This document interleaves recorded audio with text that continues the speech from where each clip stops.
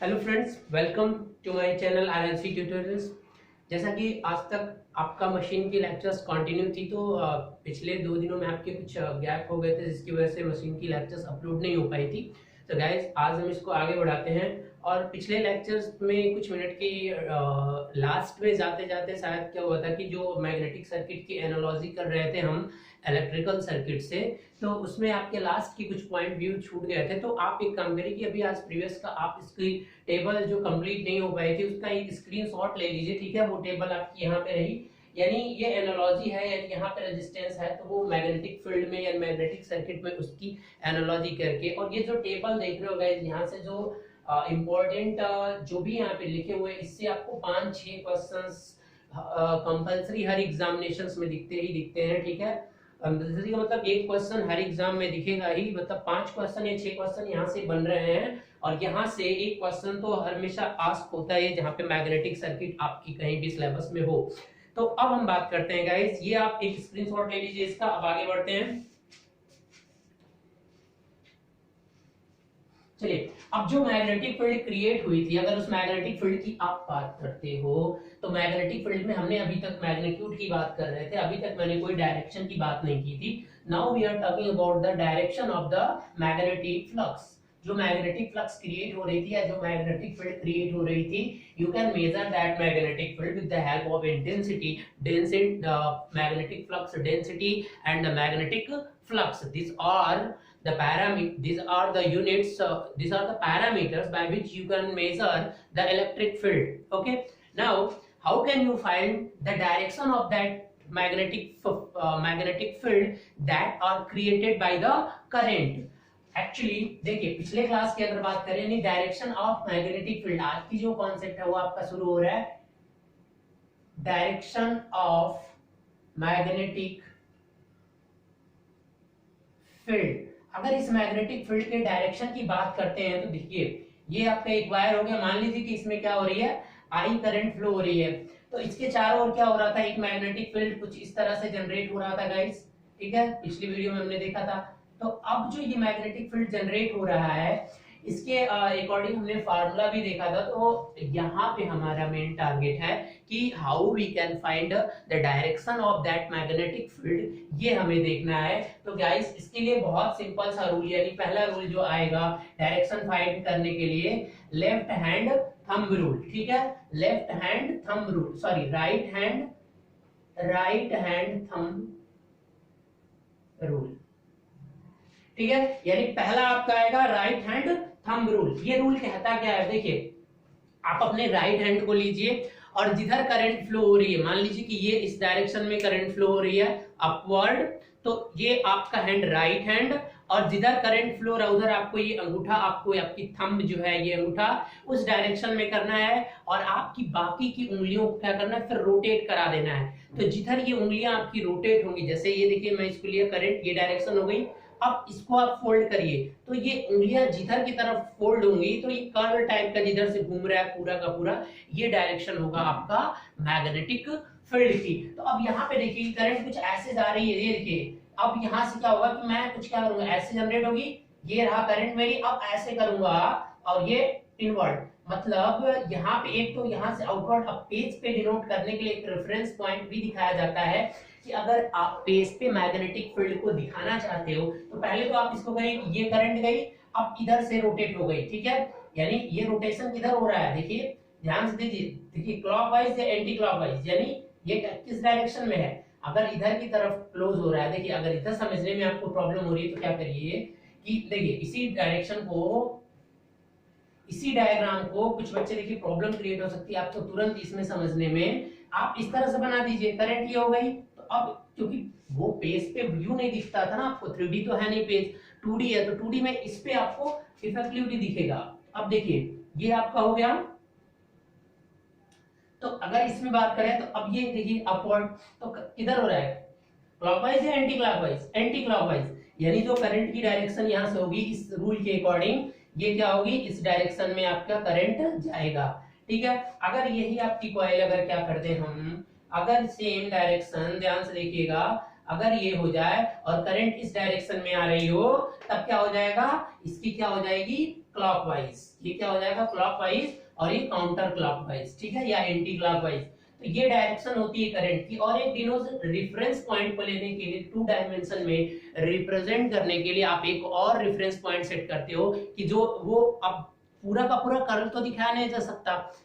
Magnetic field क्या होती है, पूरी की पूरी मैग्नेटिक फील्ड एक क्लोज लाइन बनाती है। तो आपको पता है एक तरफ से पेज में दिखाने के लिए, पेज पॉइंट पे दिखाने के लिए एक इनवर्ड दिखा जाता है और एक आउटवर्ड, ठीक है। दो पॉइंट को रेफरेंस लेके दिखा दो। अब यहाँ पे देखो बेटा, यहाँ से क्या, अगर इस तरह से मैं रेफरेंस करूं तो यहाँ से अंदर जा रही है, यानी यहाँ पे क्या है, इनवर्ड। जब यहाँ पे इनवर्ड है तो यहाँ पे क्या होगा, आउटवर्ड, ठीक है। अब यहाँ पे इसी तरह से बात करो तो ये क्या होगा, अब यहाँ पे इधर इनवर्ड हो जाएगा, ये है आपका इनवर्ड और ये क्या है, आउटवर्ड। तो इन इनवर्ड मतलब अंदर, इनटू द पेज, मतलब इनवर्ड आउटपुट का मतलब आप समझ रहे हो, इसको एक और नाम से दें, इनवर्ड का मतलब into the page, into the page, ठीक है। और ये क्या हो जाएगा, out of page, out of page. तो अगर इसकी बात करते हैं, ये भी सेम वही। तो अब out into inward the page को दिखा दिया जाता है किससे बेटा, इनवर्ड जो हो जाता है उसे ऐसे सर्कल बना के इनवर्ड अंदर जा रहा है तो इसको एक एरो का जो पिछला वाला सिरा होता है उससे डिनोट किया जाता है, और जो निकल के आ रहा है यानी यहाँ पे जो मैग्नेटिक फील्ड उसको डॉट से दिखा देते हैं। अब यहाँ पे आउटवर्ड है बेटा, तो आउटवर्ड के लिए क्या हो जाएगा, ये इनवर्ड के लिए क्या हो जाएगा। तो इस तरह से मैग्नेटिक फील्ड का क्या किया जाता है, रिप्रेजेंटेशन किया जाता है। क्योंकि आप पूरे कर्ल को कहीं पे रिप्रेजेंट नहीं कर सकते हो पेज पे, तो इसलिए पेज पे रिप्रेजेंट करने के लिए एक रेफरेंस पॉइंट सेट किया जाता है, इनवर्ड और आउटवर्ड का कांसेप्ट यूज किया जाता है। मतलब कि इधर से करंट अंदर जा रही है और इधर से निकल के बाहर आ रही है, समझ में आया, यानी पूरा रोटेशन हो जाएगा। क्लियर है। तो ये पॉइंट आप जब भी इस तरह का कहीं मैग्नेटिक फील्ड बनाए तो आपको समझ जाना चाहिए कि यहाँ पे क्या है कि वहां से लाइंस जो है अंदर जा रही हैं और यहाँ से भी क्या हो रही हैं, बाहर, मतलब यहाँ से अंदर जा रही है, यहाँ से बाहर आ रही है, देखिए ऐसे इस तरह से, ठीक है। और यहाँ पे इनवर्ड। तो ये तो आपका हो गया कि पहला राइट हैंड थंब रूल से आप इस तरह से कोई भी स्ट्रेट कंडक्टर है जिसमें करंट फ्लो हो रही है, then you can find the direction of that creation of magnetic field. Now you have another rule, I think you have listened. The second rule is what, right hand thumb rule आपका हो चुका है, right hand palm rule, ठीक है, right hand palm rule। अब ये क्या कहता है बेटा, इसको समझने के लिए देखिए ये रूल भी इसी से रिलेटेड है। और गाइस एक बात और आप अंडरस्टैंड करना कि ये रूल केवल इसी के लिए फैक्ट नहीं है, मतलब केवल स्ट्रेट कंडक्टर, अगर आपकी ये जो, अगर ये फोर्स ऊपर, मतलब ये करंट की डायरेक्शन है तो ये रोटेशन हो रहा है, तो कभी कभी क्या हो कि कर्ल रोटेट कर रहा हो, मतलब सॉरी करंट आपका कभी कभी रोटेट हो रहा हो, तो जिधर करंट रोटेट हो रहा हो उस पे उंगलियों को आप फोल्ड कर देना। अगर करंट कभी लूप में फ्लो हो रहा हो तब भी इसका यूज हम कर सकते हैं, जैसे कोई लूप टाइप का हो और करंट रोटेट कर रही हो, तो जिधर करंट रोटेट कर रही होगी ना गाइस, तो उसको उधर आप क्या कर देना कि ये उंगलियों को कर देना, और उस समय अंगूठा जो बताएगा वो आपका मैग्नेटिक फ्लक्स यानी फाई की डायरेक्शन को क्या करेगा, रिप्रेजेंट करेगा। तो ये रूल अपोजिट यानी वाइस वर्सा में भी एप्लीकेबल। अगर ये आपका कहीं भी, अगर ये करंट को बताता है तो ये मैग्नेटिक फील्ड को बताएगा, अगर ये मैग्नेटिक, ये करंट को बताती हैं उंगलियां, तो आपका ये जो अंगूठा होगा वो क्या बताएगा, फ्लक्स की डायरेक्शन को बताएगा, ठीक है। तो अब एक बात करते हैं, ठीक है, ये आप समझ लो, राइट हैंड पाम रूल की बात करते हैं। ये रूल ये कहता है कि मान लीजिए कि कोई, किसी ने आपसे बोल दिया कि यहाँ पे एक मैग्नेटिक फील्ड कुछ इस तरह का है, यानी कौन सा है, इस तरह का, मतलब क्या होता है, इसका नाम मैं दे चुका हूं, इसका नाम क्या है कि आउटवर्ड, मतलब निकल के, देखो पॉइंट किधर है, अब निकल के आने वाला है। क्योंकि ये डिनोशन कहां से आता है, जैसे कोई एरो होता है तो ये और रेफरेंस पॉइंट इस तरह से होता है कि नहीं होता है, ठीक है। तो ये वाला सिरा इसको इस तरह से दिखाते हैं और ये जो पीछे जा रहा है इसको देखो क्रॉस से दिखा देते हैं। तो इनटू द मतलब आउटवर्ड, यानी ये आपका क्या होगा, आउटवर्ड फ्लक्स है।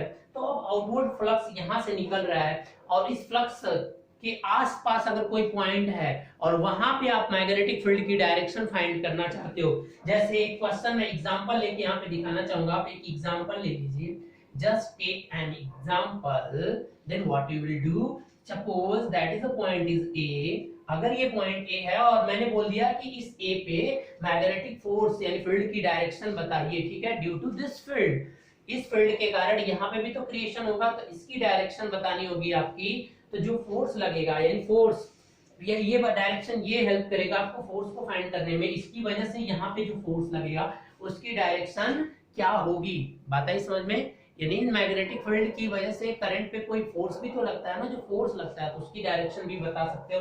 देखो इस रूल को यूज कैसे करना है, मान लीजिए यहाँ पे डायरेक्शन आपको बताना है, ये एच की भी फोर्स भी बताएगा और इंटेंसिटी इसके पास वाले में कितनी इंटेंसिटी है कितनी डेंसिटी है यहाँ पे होगी वो आपको बताना है। मान लीजिए कोई पूछ दे कि ए पे डेंसिटी क्या होगी, ये यहाँ एक मैग्नेटिक फील्ड है, उसके पास में एक और पॉइंट है, वहां पे जो मैग्नेटिक फील्ड लगेगी वो मैग्नेटिक फील्ड पे कितना डेंसिटी उसका होगा।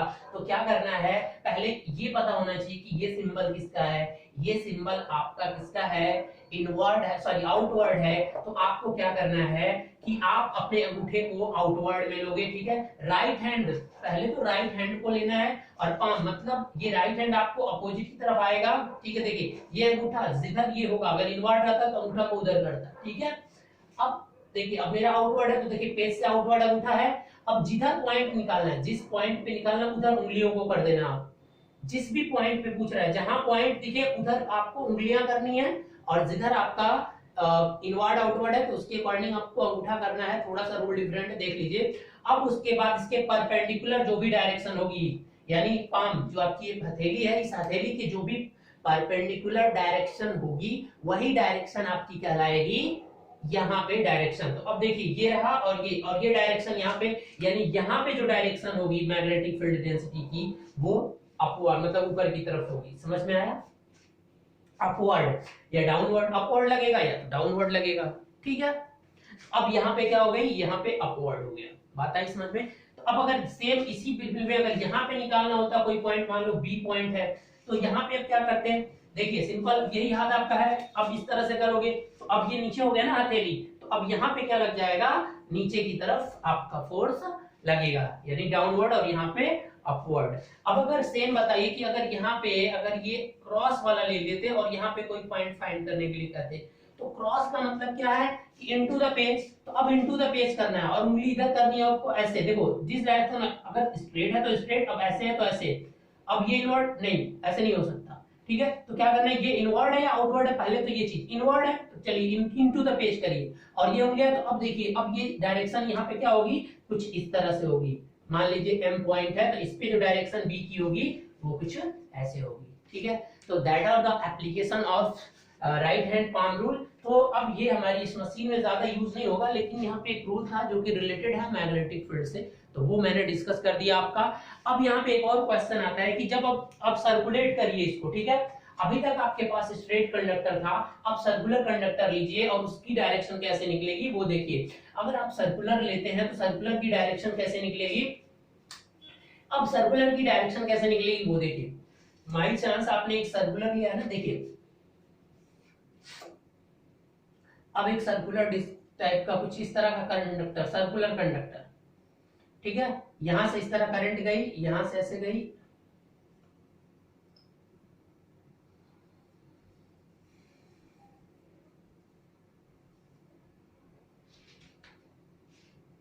अब यहाँ पे जो फील्ड क्रिएट होगा वो कैसे क्रिएट होगा, अब इसके बारे में हम देखते हैं। तो गाइस अगर इसका समझना है तो आप क्या करिए कि पहले इन सारे को छोटे छोटे पार्ट्स में डिवाइड कर दीजिए, अगर सर्कुलर को समझना है। क्योंकि कोई भी सर्कुलर वाली चीज जो होती है वो छोटे छोटे स्ट्रेट से मिलकर बना होता है। जैसे अगर मैं देखिए ये एक सर्कल बना हुआ, ध्यान से देखिएगा, अगर इसे छोटे छोटे डिवाइड कर दें ऐसे इस तरह से बहुत सारे, देखिएगा ध्यान से,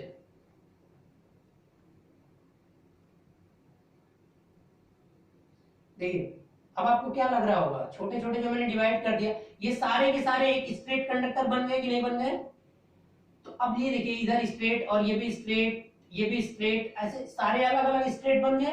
तो अब छोटे छोटे स्ट्रेट सबका क्या करिए कि अलग अलग फील्ड क्रिएट जो कर रहे हैं उस फील्ड को निकालिए और उसके बाद सबको क्या कर दीजिए, ऐड कर दीजिए। जैसे ऐसा किया जाता है, तो अब यहाँ इतना डिटेल से आपको एक्सप्लेन नहीं करना। देखिए होगा क्या कि अब इस वाले पार्ट को जैसे ही लोगे तो कुछ मैग्नेटिक फील्ड इस तरह से क्रिएट होगी,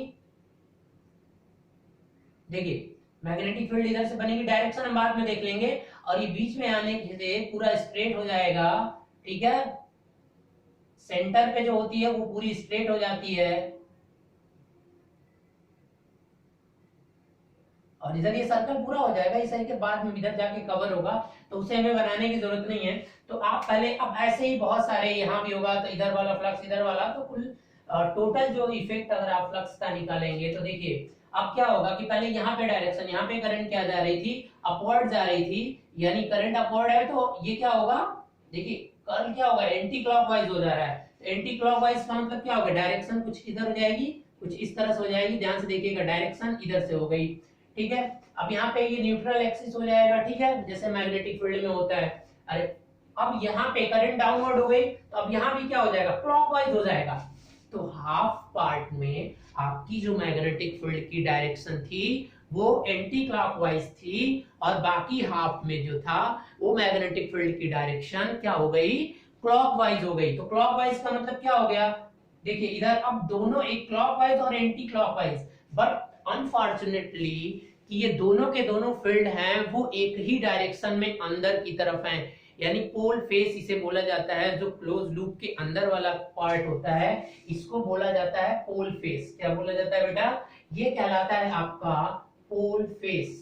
ये क्या है आपका पोल फेस, और ये आउटर वाला अलग कहलाएगा। तो आउटर जो पोल फेस के अंदर कौन सा पोल बनेगा इसकी भी बात कर लेते हैं। तो अभी उसके लिए एक जनरल रूल है, वो रूल क्या है, उस रूल का नाम है आपका क्लॉक फेस रूल। अब यहाँ पे आएगा आपका क्लॉक फेस रूल। ये रूल क्या कहता है, एक रेफरेंस पॉइंट सेट करने के लिए, क्योंकि ये सेट कर दिया गया है तो आप इसी को रेफरेंस लेकर चलोगे।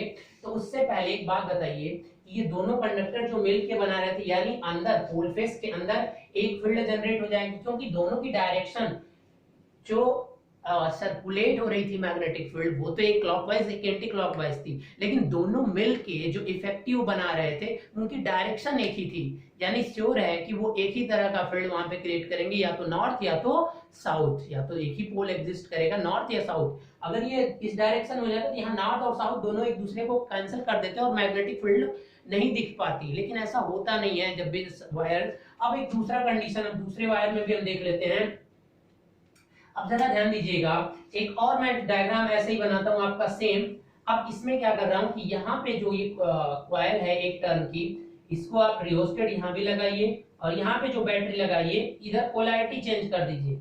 यानी पोलैरिटी चेंज करने का मतलब अब करंट ऐसे जाएगी और करंट की डायरेक्शन इधर होगी, और फिर करंट क्या आएगी, इधर आएगी। यानी यहाँ पे जो करंट है वो करंट आपकी, यहाँ पे जो करंट है वो करंट आपकी क्या है, देखिए करंट क्लॉकवाइज है, करंट क्या है, क्लॉकवाइज।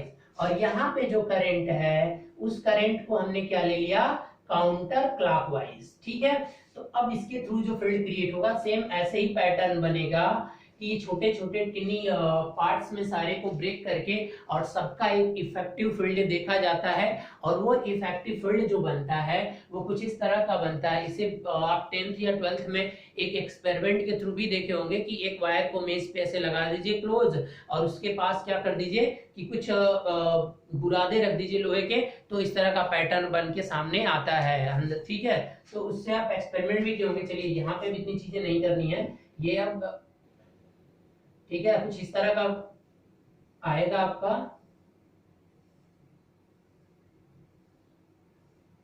ये वाला पार्ट, ये नहीं कि ये ब्रैकेट खुला रहता है, ये दूसरी तरफ जाके क्या हो जाएगा, पूरा कर्व बनाएगा पूरा, ठीक है।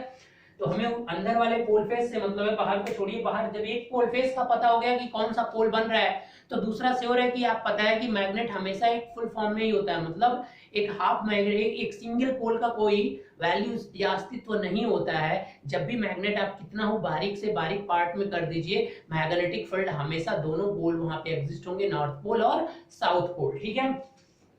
अब क्या है कि जैसे इसकी डायरेक्शन को दिखाना है, तो अब ये इनवर्ड है, तो इनवर्ड में देखिए यहाँ पे क्या हो जाएगा, काउंटर क्लॉकवाइज, यानी यहाँ पे काउंटर क्लॉकवाइज का मतलब अब ये डायरेक्शन हो जाएगी, ध्यान से देखिएगा, ठीक है, ये डायरेक्शन। अब ये अपवर्ड, तो अब ये क्या हो जाएगा, क्लॉकवाइज, ये क्या होगा, इधर से इधर की तरफ घूमेगा, तो अब इसकी भी डायरेक्शन क्या हो जाएगी, नीचे ही हो जाएगी। बात है समझ में, अपवर्ड करंट है, तो अब इधर से देखो, इधर से आके इधर हो रही है ना करंट, तो यानी करंट की डायरेक्शन क्या हो रही है, एंटी क्लॉकवाइज, ठीक है। तो एंटी क्लॉकवाइज में नीचे की तरफ आ जाएगा।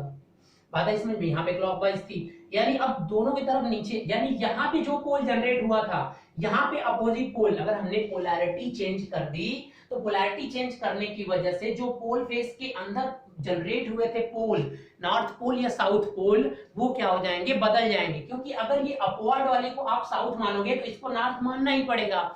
तो इसी कॉन्फ्लिक्ट के लिए आप आपकी मर्जी थी कर सकते हो, लेकिन साइंस ने इसके लिए रेफरेंस पॉइंट सेट कर रखा है, और वो रेफरेंस पॉइंट सेट किससे होता है, क्लॉक फेस रूल से। अब ये क्लॉक फेस रूल क्या कहता है, ध्यान से देखिएगा कि क्लॉक फेस रूल का रूल क्या है कि अगर करंट क्या हो रही है, क्लॉकवाइज जा रही है, अगर करंट क्या है, क्लॉकवाइज, अगर करंट क्या हो रही है, क्लॉकवाइज, अगर आई जो करंट है वो क्या है, क्लॉकवाइज है। ध्यान से देखिएगा, किसी भी उसमें करंट अगर क्लॉकवाइज में फ्लो हो रही है तो पोल फेस के अंदर जो जनरेट होगा वो क्या होगा बेटा, वहां पे क्या जनरेट होगा, साउथ पोल जनरेट होगा। देखिए कुछ इस तरह से डिजाइन करके बना दीजिए आप, तो इस तरह से आपका साउथ पोल, ठीक है। तो ये एक पार्ट हो गया।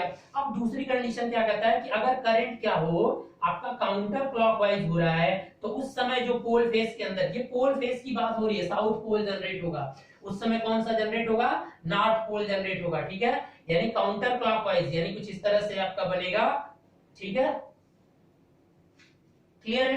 तो इस तरह से आपको ये रेफरेंस पॉइंट याद रखना है, ठीक है। तो अब बताइए, अब इस क्लॉक फेस रूल को देखकर आप खुद बताइए कि यहाँ पे और वहां पे कौन से पोल जनरेट होंगे, ठीक है।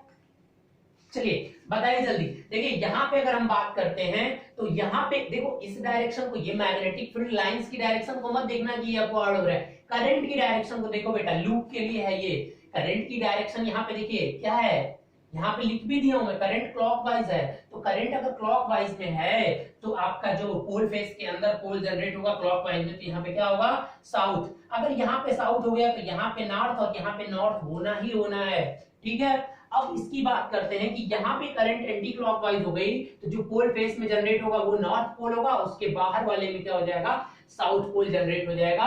और इस तरह से पूरा का पूरा एक मैग्नेटिक फील्ड क्रिएट होता है एक सिंगल टर्न में, मतलब एक सिंगल टर्न मतलब सर्कुलर लूप करंट में, अगर सर्कुलर में करंट फ्लो हो रही है तो इस तरह से आपका जनरेट होगा। तो आई होप कि आप समझ गए होंगे, ठीक है। अब मुझे क्या करना है कि अब चलिए हम आगे बढ़ते हैं और इसी की डायरेक्शन को देख लेते हैं, ठीक है। यहां तक समझ में आया, इस रूल को आप एक बार स्क्रीनशॉट ले लीजिए, बाकी आगे आपको समझ में आ जाएगा चीजें जो मैं बताना चाहता हूं।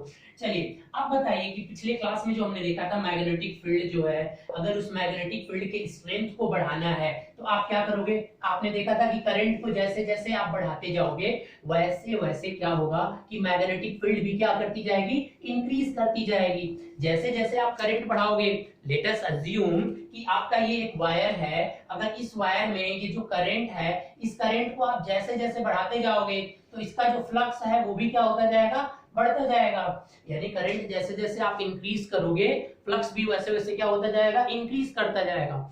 तो करंट को इंक्रीज करने के लिए आपको पता है कि एक वायर में अगर करंट की अमाउंट को बढ़ाओगे तो उसे सस्टेन करने के लिए उसकी क्रॉस सेक्शनल एरिया भी आपको क्या करनी पड़ेगी, बढ़ानी पड़ेगी। तो दैट आर द डिसएडवांटेज, हमें जो मैग्नेटिक फील्ड क्रिएट कराना होता है मशीन में, वो ज्यादा से ज्यादा मैग्नेटिक फील्ड क्रिएट कराना होता है। तो अगर आप वायर के करंट को बढ़ा के अगर ये अचीव करना चाहते हो, आपके पास दो मैग्नीट्यूड बढ़ाने के लिए, मतलब फ्लक्स के मैग्नीट्यूड को बढ़ाने के लिए आपके पास दो ऑप्शन है। कौन कौन से ऑप्शन है, या तो आप क्या करिए कि increases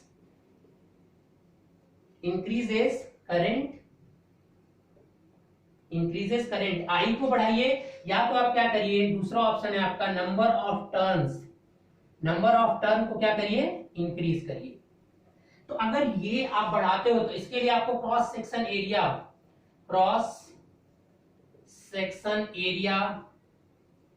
of wire, cross section area of wire भी आपको एरिया भी क्या करना पड़ेगा, यानी मोटा से मोटा वायर लेना पड़ेगा। इसलिए क्या हो जाएगा, इसे आप एज्यूम, इसे क्या करते हैं, इसको यूज नहीं करते हैं, नंबर ऑफ टर्न्स वाले को यूज करते हैं। मतलब एक सिंगल टर्न जो वायर कुछ इस तरह का था, उसको क्या कर देते हैं कि एक टर्न में क्या कर देते हैं, डिवाइड कर देते हैं कुछ इस तरह से।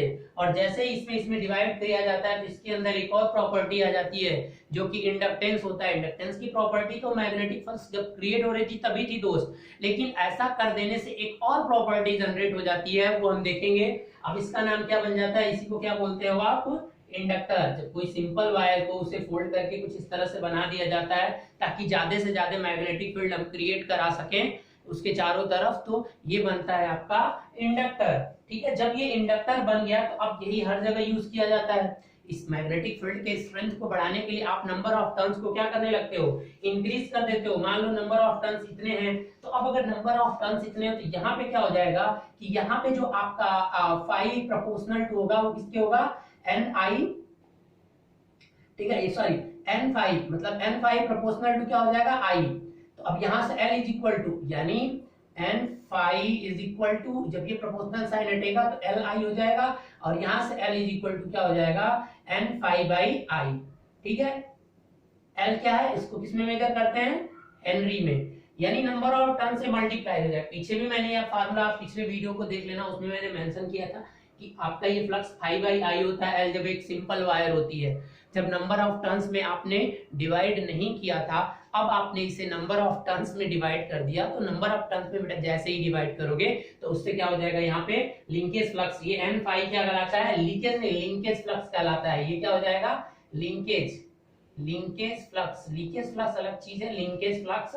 तो अब यहाँ पे एक हेनरी, अब हम यहाँ पे टारगेट ये हम दे रहे हैं कि अब इस तरह की चीजें बहुत यूज होंगी। तो अब जरा ध्यान से देखिएगा कि अब जो ये इंडक्टर बन गया, अब इसमें जो मैग्नेटिक फील्ड की डायरेक्शन अब कैसे होगी, अब यानी इस तरह से जो इंडक्टर बन गया है, अब यहाँ पे मैग्नेटिक फील्ड की डायरेक्शन कैसे होगी वो फाइंड करना है कि यहाँ कब नॉर्थ पोल बनेगा, कब यहाँ साउथ पोल। अब आपको इसी तरह से वायर मिल गया और आपके पास ऑप्शन है कि आप किसको नॉर्थ पोल बनाना चाहते हो, किसको साउथ पोल, तो ये आपके ऊपर है। करंट की डायरेक्शन क्लॉकवाइज। अब यहाँ पे आपको समझने के लिए क्लॉक फेस रूल समझना है, तो उसके लिए क्या करना होगा बेटा, पहले तो आप क्या करो कि इस पूरी की पूरी कॉइल को बहुत सारे इस तरह से आप टर्न में मान लो कि सिंगल सिंगल से ही मिलके तो बना है ये, ठीक है। तो जैसे ही सिंगल सिंगल मिलके बना होगा तो इसका जो इफेक्टिव देखा जाता है, तो अब देखिए क्या होगा कि ये कुछ इस तरह से अंदर वाले से बनेगा और ये कुछ ऐसे जाएगा, फिर ये ऐसे जाएगा, ठीक है, और ये ऐसे कुछ, समझ रहे हैं। तो ये जो इनका रिजल्टेंट आएगा, जो रिजल्टेंट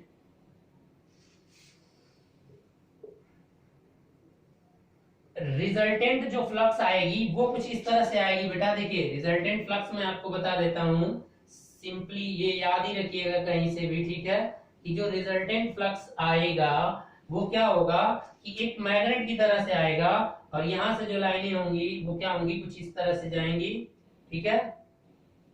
जो रिजल्टेंट इसका आएगा वो कुछ इस तरह से आएगा, और सेम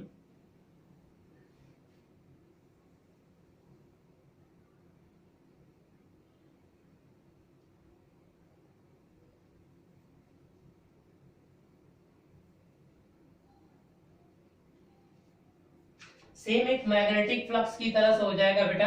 यानी यहाँ पे नॉर्थ पोल, यानी एक मैग्नेट, सेम एक मैग्नेट जैसे होता है नॉर्थ पोल और साउथ पोल, वैसे ही ये हो जाएगा, ठीक है। तो अब क्वेश्चन ये है कि नॉर्थ पोल और साउथ पोल कैसे जनरेट होंगे। चलिए अब मान लीजिए कि इसको करंट तो दोगे तभी तो फ्लक्स जनरेट होंगे, बिना करंट के तो जनरेट होगा नहीं। तो अब हम मान लेते हैं कि मान लीजिए यहाँ पे करंट कुछ जनरेट हुआ, और ये करंट क्या हुआ कि क्लॉकवाइज ये करंट जो इसमें मूव टर्न किया। अब इसे समझने के लिए क्या करना है, इस पूरे चीज को देखिए, ये आपके सामने है और आप इसको सामने से देखिए, फ्रंट व्यू से इसको देखिए, और ये एक सिरा जा रहा होगा और यहाँ से एक फोल्ड हो रहा होगा या नहीं हो रहा होगा। अगर इसको रिप्रेजेंट करना है तो मैं एक कोर पे आपको रिप्रेजेंट करके दिखा देता हूं, क्योंकि उस तरह से आपको समझना आसान हो जाएगा। तो देखिए मैं दो एग्जांपल आपको, एक कोर मतलब कोई भी कोर, एक मैग्नेटिक या नॉन मैग्नेटिक कोई मटेरियल लीजिए, अभी इससे कोई फर्क नहीं पड़ने वाला। देखिए जैसे एक ये मैंने अपने एयर पे नहीं, एक कोई कोर लेके लकड़ी का कुछ भी ले लीजिए, अभी जस्ट एज्यूम कि कोई कोर है इस पे। आप देखिए ध्यान से, इसके पीछे वाले एरिया से मैं लेके आ रहा हूं, पीछे वाले से, ठीक है, और इस तरह से टर्न मैंने लपेट दिया।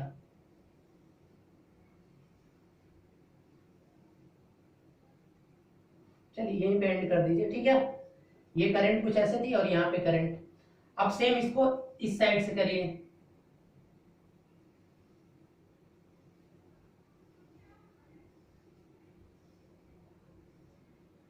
देखिए भाई दोनों में फर्क है, ओरिएंटेशन चेंज कर रहा हूं, ध्यान से देखिएगा।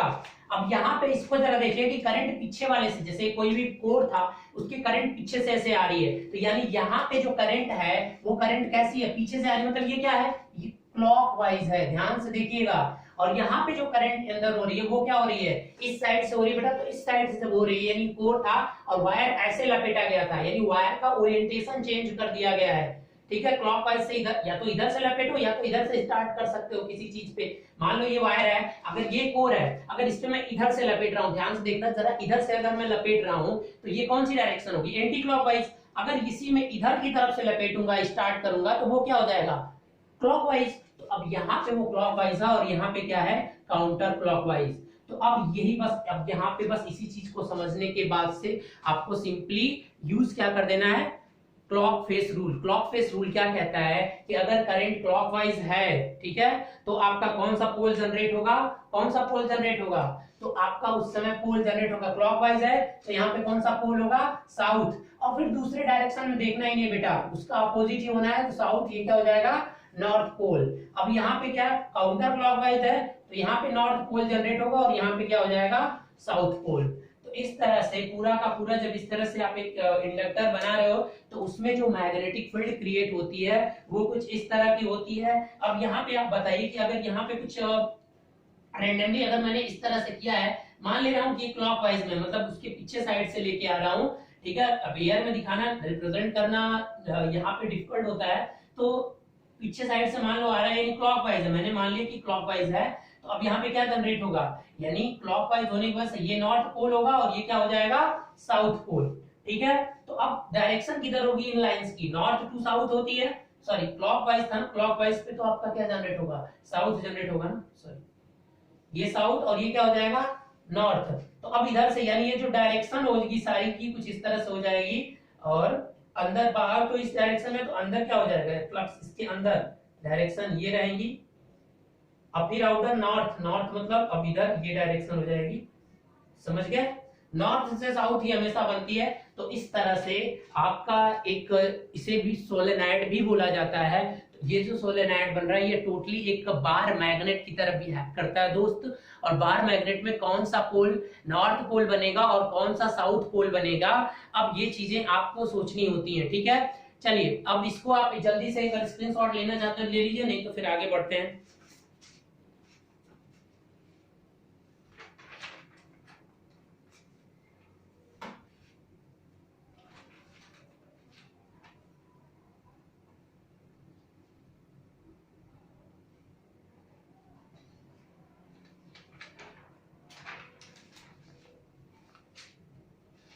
चलिए आगे।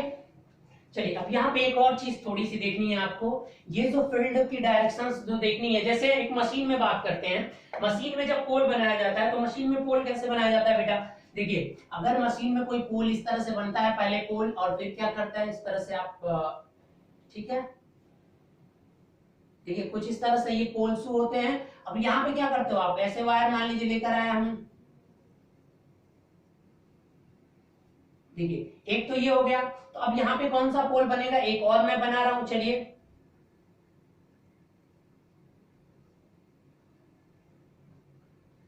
अब ये देखिए दोनों में डिफरेंस हो जा रहा है, आप समझ जाइएगा,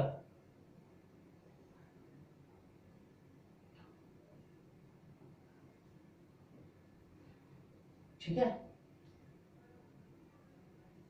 यहां से करंट, अब यहां से करंट इधर आएगी तो इधर से इधर जाएगी, ओरिएंटेशन चेंज कर दिया। आप बताइए कौन सा पोल बनेगा, ये फ्लक्स जो यहां से निकलता है बेटा, फ्लक्स देखो इधर से ही निकलेगा, फ्लक्स कुछ इस तरह से निकलता है, जब ये इस तरह की कंस्ट्रक्शन करके आप जब कहीं लगाते हो मशीन में इस तरह से लगेगा, जब भी फील्ड क्रिएट कराना होगा तो इस तरह से फ्लक्स यहाँ से निकल के और ये अपना पीछे वाला भाग जो भी मशीन का कुछ बेस होगा उससे कंप्लीट कर लेते हैं और यहाँ से भी फ्लक्स निकलेगी। अब डायरेक्शन क्या होगी, अभी देखो मैं डायरेक्शन नहीं बना रहा हूँ, ठीक है, वो डायरेक्शन आपको डिपेंड करेगा कि किस तरह से, बताइए डायरेक्शन कैसे निकालोगे आप, जब तक ये पता नहीं होगा ओरिएंटेशन। अब देखो जरा इधर, अब इधर कैसे जा रहा है, ये क्लॉकवाइज है या एंटी क्लॉकवाइज, बताओ जल्दी से, ये कौन सा है, क्लॉकवाइज है एंटी क्लॉकवाइज, देखो बेटा जल्दी समझो, नहीं समझना है, आप इधर से जा रही है यानी इधर से ऐसे जा रही है, यानी क्या है, ये कौन सी डायरेक्शन है, एंटी क्लॉकवाइज, यानी अगर ये एंटी क्लॉकवाइज है, ये एंटी क्लॉकवाइज है, एंटी क्लॉकवाइज में यहाँ पे क्या बनेगा, एंटी क्लॉकवाइज, तो यहाँ पे क्या बनेगा, नॉर्थ पोल बनेगा, क्योंकि एंटी क्लॉकवाइज है। तो जब यहाँ पे नॉर्थ बनेगा तो यहाँ पे क्या बन जाएगा, यहाँ पे आपका साउथ पोल बनेगा, क्लियर है। तो अगर ये चीज क्लियर है आपको, चलिए अब हम आगे बढ़ते हैं। अब दूसरी बात करिए कि यहाँ पे कौन सा पोल बनेगा। अब यहाँ से देखिए ये आपका इस तरह से जा रहा है और इस तरह से आ रहा है, यानी क्लॉकवाइज है, यानी यहाँ पे क्लॉकवाइज है, तो क्लॉकवाइज में यहाँ पे क्या बनेगा, साउथ। क्लॉकवाइज में क्या बनेगा, यहाँ पे साउथ बनेगा। जब यहाँ पे साउथ बनेगा तो यहाँ पे क्या बन जाएगा, नॉर्थ।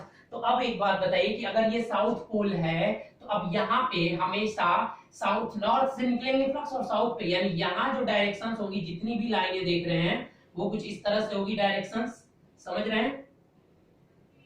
और नॉर्थ यहाँ से है तो यहाँ से फ्लक्स आउटवर्ड होगा, निकलेगा, समझ रहे हैं। तो ये जब भी मशीन में कुछ इस तरह की कंस्ट्रक्शन दिखेगी तो वो आप यहाँ पूरा का पूरा विजुअलाइज करके देखना जब भी ऐसा कुछ। और इस तरह से अगर वाइंडिंग जो कंसंट्रेट वाइंडिंग बोली जाती है, क्योंकि ये डिस्ट्रीब्यूटेड वाइंडिंग जो इस तरह से वाइंडिंग जो लपेटने का तरीका होता है ये वाइंडिंग कहलाता है।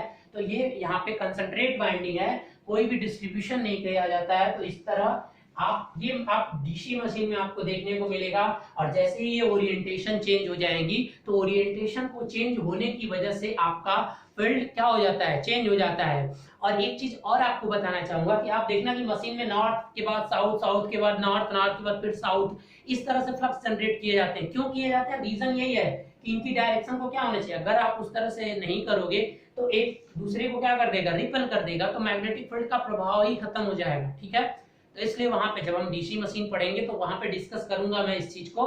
तो अभी आप किस तरह से, हम पढ़ के आ रहे हैं अभी कि किस तरह से हम मशीन के अंदर मैग्नेटिक फील्ड को क्रिएट करेंगे और उसकी डायरेक्शन जो मैग्नेटिक फील्ड की होगी उसको हम किस तरह से एज्यूम करेंगे। और ज्यादा से ज्यादा मैग्नेटिक फील्ड अगर हमें चाहिए तो हम नंबर ऑफ टर्न्स को क्या करते जाएंगे, इंक्रीज करते जाएंगे। और एक और गाइस बात रखना कि अब और ज्यादा फ्लक्स यहाँ से जो निकल रहा है इसीलिए ये कोर यूज की जा रही है। अगर ये कोर नहीं यूज करते, सपोज दैट बस इस तरह से कोई अगर है तो यहाँ पे अगर करंट और फ्लक्स के बीच में अगर ग्राफ खींचोगे तो ये क्या होगा, लीनियर होगा बेटा।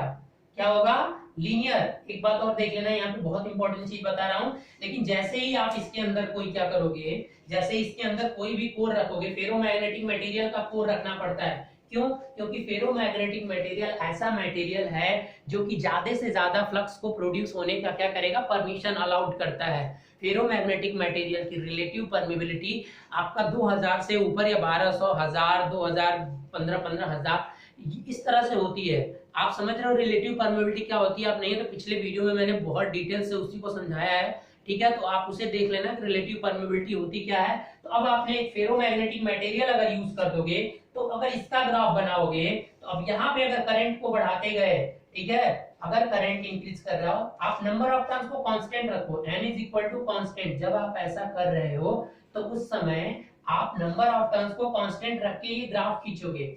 अगर एयर कोर था, ये कंडीशन कब थी, ये ग्राफ मैंने तब बनाया है जब हमारा क्या था, एयर कोर था। क्या थी, एयर कोर। अब ये ग्राफ आपको मैं तब दिखा रहा हूं जब हमारी कोर क्या हो, फेरोमैग्नेटिक मटेरियल। क्या है, फेरोमैग्नेटिक मटेरियल। तो इस कंडीशन में क्या होगा कि जैसे जैसे करंट इंक्रीज होती जाएगी तो वैसे वैसे आपका ये फ्लक्स जो होगा, ये फाई है ना, ये बेटा फाई है, तो फ्लक्स कुछ देर तक तो ऐसे लीनियरली बढ़ेगा, लेकिन उसके बाद से कुछ टाइम बाद फ्लक्स क्या हो जाएगा, कांस्टेंट हो जाएगा, जिसे बोलते हैं सैचुरेशन।